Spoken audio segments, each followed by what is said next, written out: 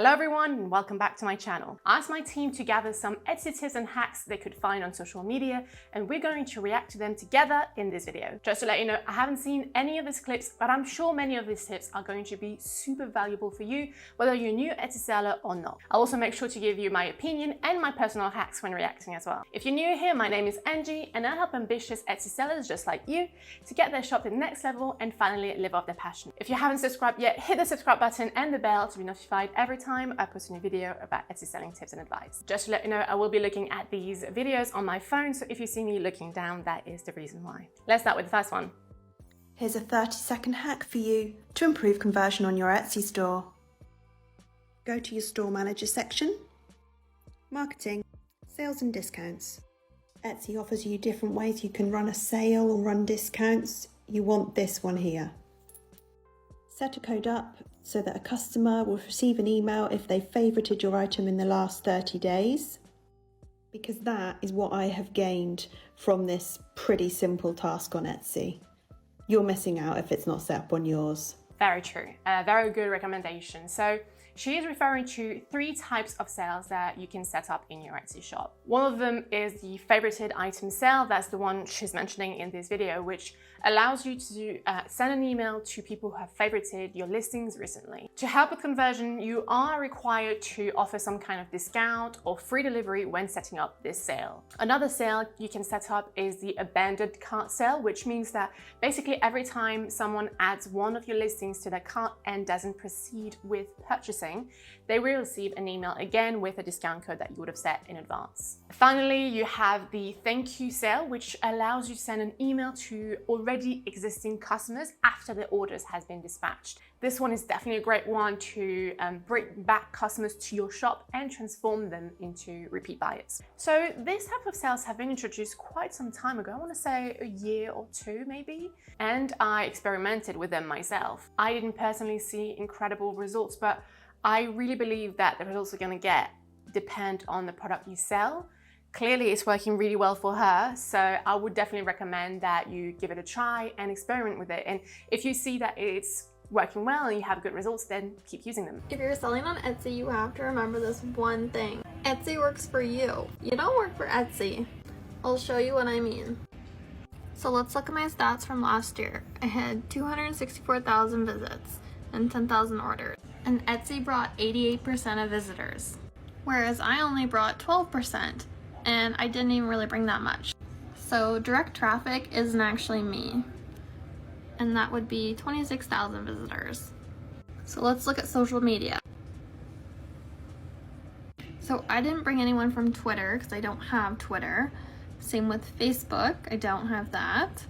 I do have Instagram and Pinterest, so I did some work there.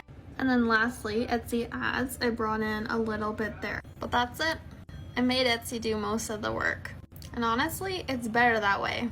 So I would agree with most of this. I would say maybe 8%. You're selling on Marketplace with millions of buyers looking for their next purchase. They are browsing through millions and millions of pages.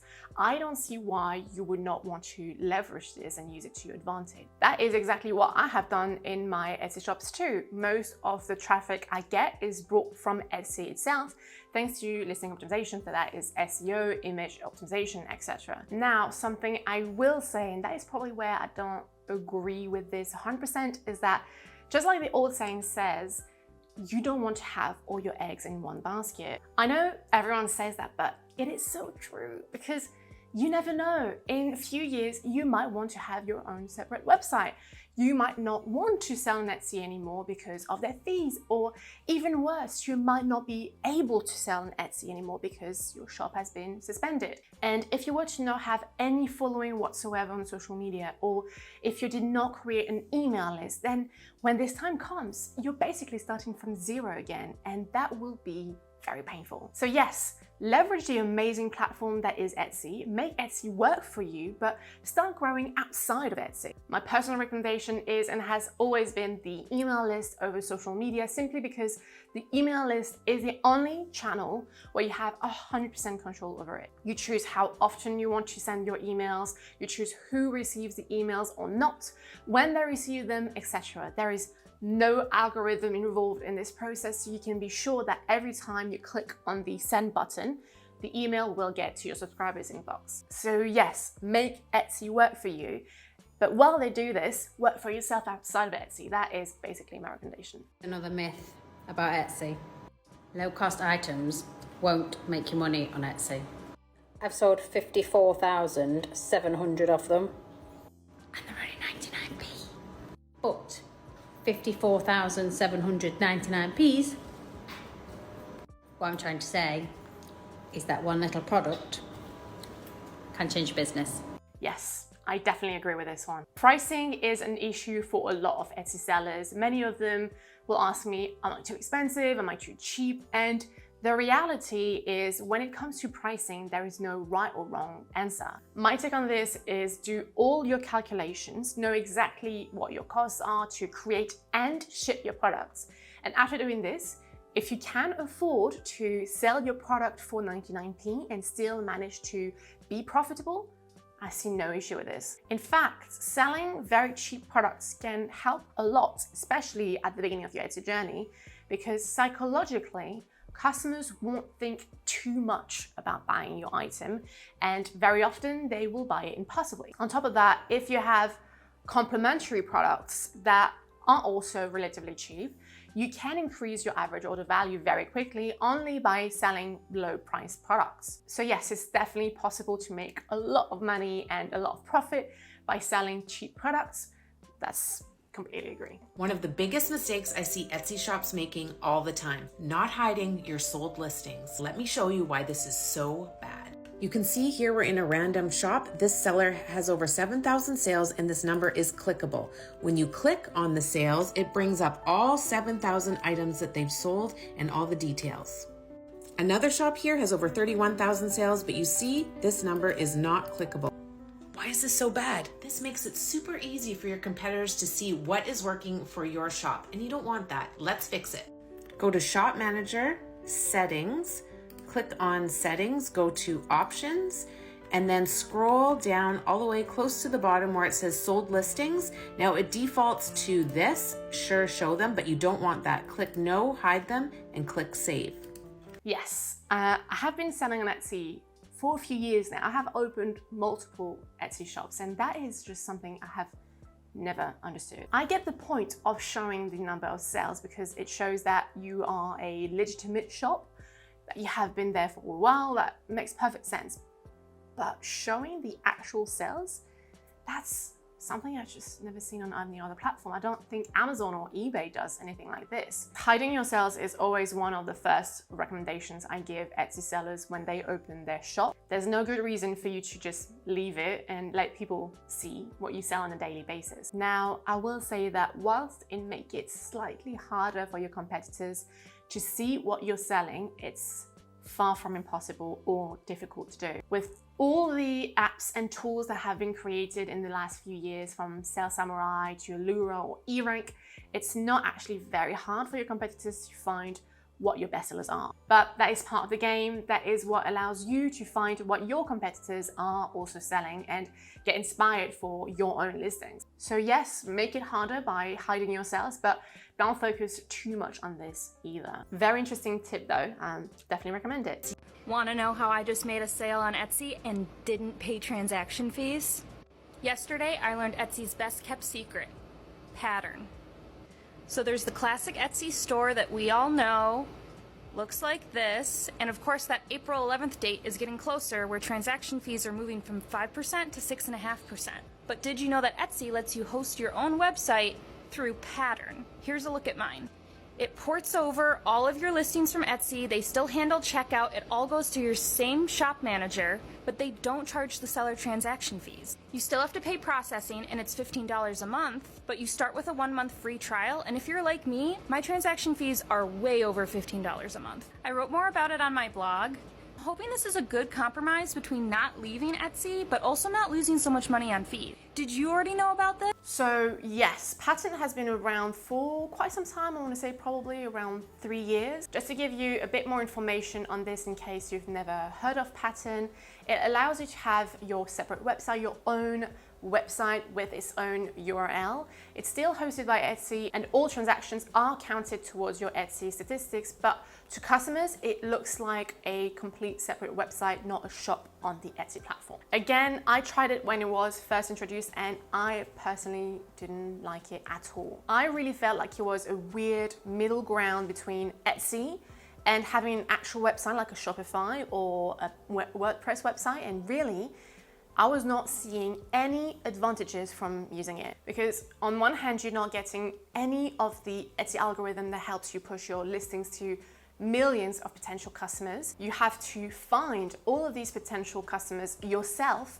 and bring them to your website. And on the other hand, you're not getting none of the advantages of having your own website on Shopify or WordPress, let's say, where you can 100% customize it to your liking. You can add upsells, cross-sells, timers, you can have pop-ups and all that kind of things. So really, I don't see any advantage in using Pattern, in my opinion. But as I always say, don't take my word for it and try it yourself, especially if there is 1 month free. If you're struggling to grow your Etsy shop, here are 5 tips for how to grow your shop from a seller with 45,000 sales. My name is Emily Cromwell. I run my business, Emily Cromwell Designs, and I've been on Etsy since 2011. I'm a bookish small business owner. I make bookmarks, stickers, and so much more for people that love to read. So my first tip is that you need to be consistently adding new products to your shop that are similar to your best sellers. This is because if you know what people already like in your shop, you want to build off of that and start adding similar things to boost more interest from those people and prospective new peoples. All right, so I'm going to pause the video here because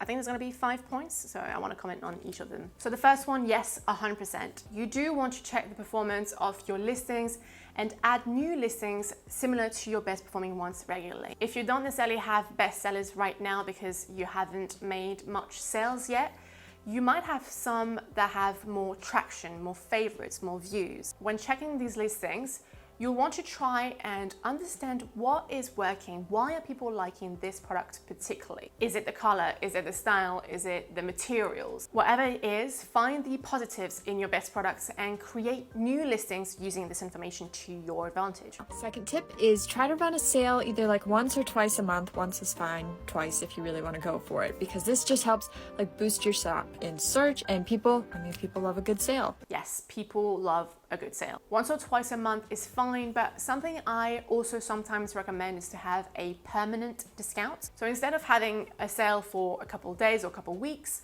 you would keep the discount for an unlimited amount of time to see if it helps with the visibility and conversions. Number 3 is make your packaging an experience. What I mean by this is make your customers feel like a kid on Christmas morning, that they're so excited to get your package in the mail, all the way from the stickers on the outside to opening it, that they just can't help but get excited and share about it. Yes, that is very, very true. What's important to understand as an Etsy seller is that the parcel that you ship is the last little link between you and your customers. It's the last step of the whole shopping experience. So you do want to make it memorable. You want to transform this into an experience they won't forget. To give you an example, I bought a jewelry holder on Etsy a few years ago, and the Etsy seller included in the package a beautiful bracelet along with my purchase. They included a little note explaining that this bracelet is very important in the culture to help with luck, and they wanted to share this with their customers. And I thought that was the nicest thing ever. And proof is,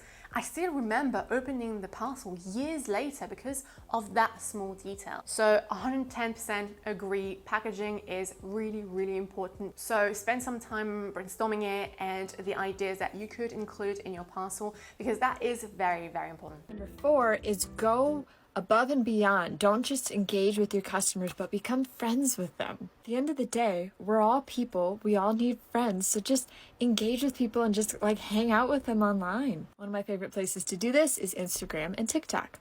True, but I have some limitations on this because at the end of the day, you are a business on the marketplace. So there is definitely a middle ground when it comes to this. You want to be friendly when talking to your customers, because one of the reasons why they are buying on Etsy is to help individuals, small business owners. But at the same time, you want to keep a professional tone when talking to them, because you're sometimes expected to handle complicated situation and people are trusting you with their money. So I would say be friendly with your customers, but I don't think it's needed to be friends on Etsy at least. On your social media platforms, if you're sharing the same passion, most definitely you can create strong relationships with people that share the same interests as you. But on Etsy, in my opinion, keep it professional. Last tip I have is once you've been in business for a while, take some time to go through maybe every few months, once a year, whatever, and clean out older designs of yours that maybe aren't selling well to help declutter your shop and make way for new exciting things. Yes, that is very true as well. Besides the fact that yes, it clutters your shop with listings that are not selling, it's also a huge waste of money. There is this rule that is true for pretty much everything in this world.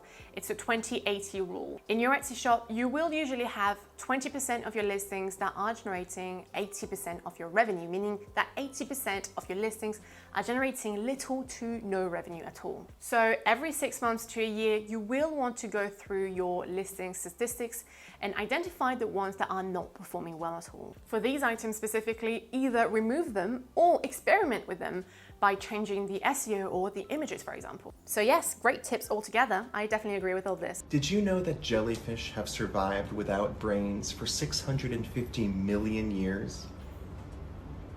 So that should bring hope to a lot of people. Yes, that is unfortunately true. You will see that a lot of people don't read your product descriptions, and it's usually the same kind of people that will then send you heated messages because what they received is actually not what they thought they were buying. So yes, that is a real problem, but unfortunately there is nothing that you can do. You can't force them to read the description. However, what I usually recommend is adding as much information as you can in your photos, because that is something that people are more likely to check. There is this saying that I say quite often because it is very true, especially on Etsy. It's you want to have your photos as if you didn't have any description, and you want to have your description as if you didn't have any photos. Keep this in mind when creating your listings and it will help you a lot.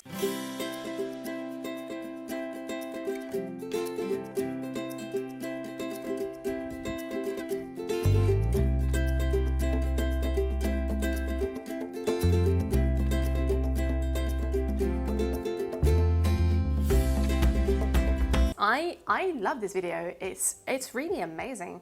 It really shows that creating photos or videos for your listings doesn't have to be complicated, because product videos are so important on Etsy. They're second place in your listing images, and it has been shown that customers are more likely to convert when they can watch a video of the product. So really, if you haven't created videos for your listings, I would definitely recommend you look into it, especially when you see that kind of video that shows that you don't need crazy equipment or lighting to take great videos of your products. Why I suggest getting a business bank account for your shop. It makes doing your books a lot easier because you don't have to sort through personal stuff. It creates a cleaner audit trail. It helps you see your business's financial health at a glance, and it allows you to accept checks in your business's name. You can open a low or no fee business bank account online pretty easily and quickly. Yes, I completely agree with this. The way I personally like to do it is by having 3 bank accounts for my business. So I have my general day-to-day kind of business account where I would have my Etsy revenue coming in, and I would also use it to pay any app software of suppliers I currently use. At the end of the month, once I know the revenue, the profit, and as a result the taxes that I'm going to have to pay, I transfer the estimated tax figure to a business savings account that I only use for taxes. I never touch it. And then everything that is profit that I don't necessarily need to use to buy any supplies or to pay anyone, I just move it to my other business savings account. And that account is there to pay any big purchases like a new computer or in case of a rainy day. So that is how I like to organize my bank accounts. That works really well for me. And it also helps a lot with accountancy. It makes it much smoother and much easier. So here you go, Etsy sellers. These were really interesting reels and TikToks. Which one was your favorite hack? Let me know in the comments. If you found this video useful and you're looking for even more tips and advice to take your Etsy shop to the next level, download your free Etsy guide to help you set up your Etsy shop for success by clicking on the link in the description below. It's 10 pages full of information that you need to know if you're trying to have a successful Etsy shop. Be sure to subscribe to the channel so you don't miss the next video, and don't forget, dreams don't work until you do. I'll see you next time.